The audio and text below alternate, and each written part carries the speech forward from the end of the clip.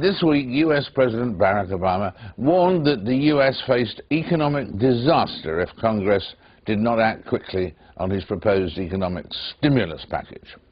Just 24 hours later, Democrats in the House and Senate had agreed on a single stimulus plan worth $789 billion.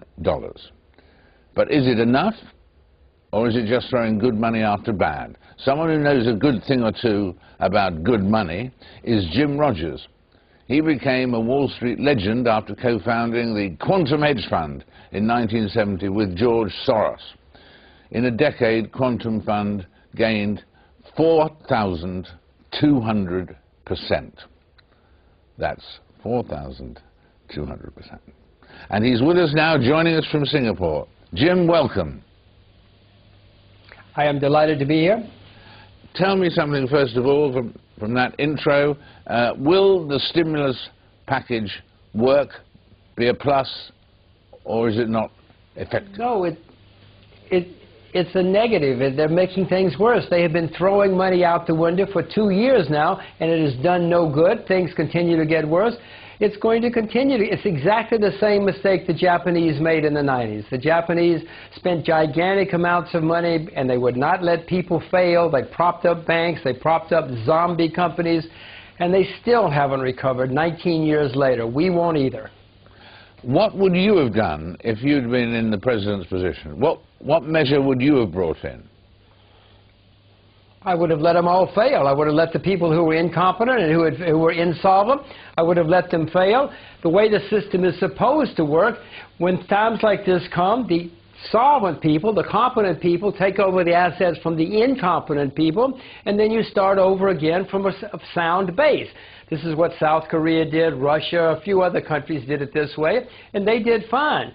What they're doing this time is they're taking the assets away from the competent people and giving them to the incompetent people and saying, now you compete with the competent people with their assets and their money. It's terrible economics, and it is horrible morality.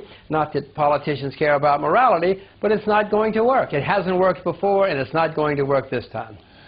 But was there any alternative to saving some of these people? Because wouldn't, in a democracy, the pressures not to let so many companies go to the wall, go down, would be too great?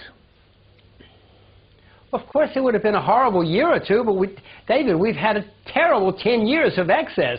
When you have periods of excess like this, you don't just say, shrug it off and say after 6 months, well, everything will be okay now.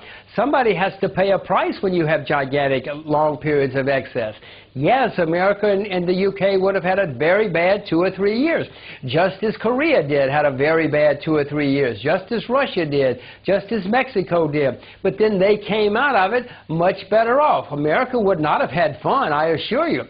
But it's better to do it this way than to have 13 years of bad times, or 20 years, or whatever it's going to turn out to be. Who do you blame for the current situation? Do you blame bankers, or do you blame the power now aggregated to hedge funds, one of your fields? What do you blame for the current crisis? Or politicians? Who do you blame? Well, it starts with the central bank in the United States. The central bank in the United Federal Reserve would not let people fail. In 1998, a huge fund got in trouble, hedge fund, long-term capital manager.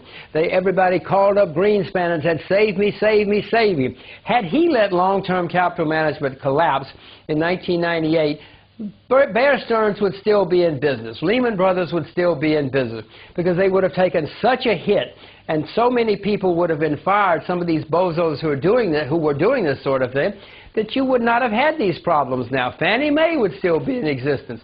All of these firms would be, but because Alan Greenspan would not let people fail for 15 years, that's why the system doesn't. He never let the system work. The way the system is supposed to work is when you make a mistake, you go broke. He refused to let people go broke. He saved his friends, and now we're all having to pay for it. The other people, of course, well, it's the same thing. It's the regulators, the government regulators. They were supposed to be looking after the banks on Wall Street. It's not the hedge funds, David. The hedge funds had nothing to do with this. The banks are the ones that are terribly, terribly, terribly regulated, and that's where the problems are, because the regulators didn't know what they were doing. Is there any way in a situation like this still to make money if you invest wisely?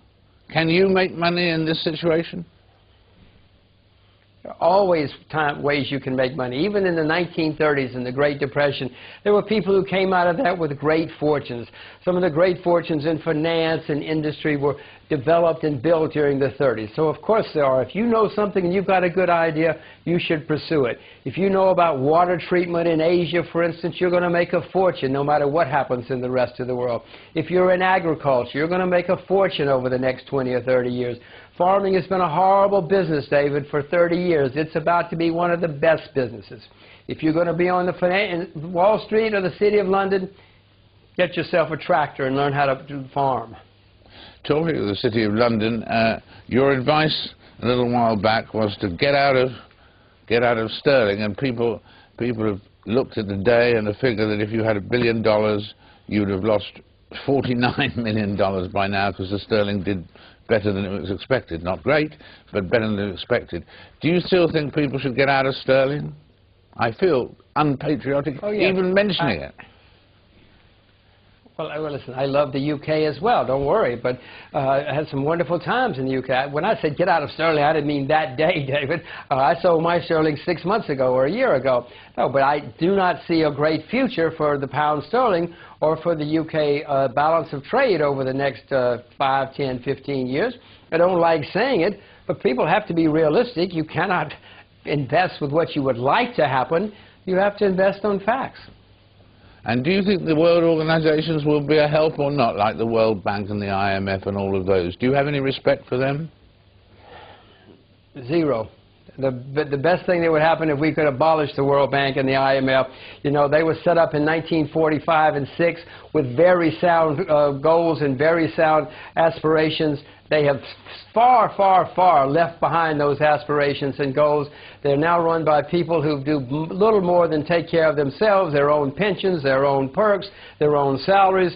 If you work for the IMF or the World Bank, you have a great life. But they've not done much for the rest of the world. You look at their projects and you would be mortified. Well, it's a joy. I suppose it's a mixed pleasure in one sense from the bad news that's been contained in this interview, but it's a delight to talk to you, and you explain these things so clearly and pungently that I hope we talk again very soon. Thank you very much, Jim. So do I. Thank you very much.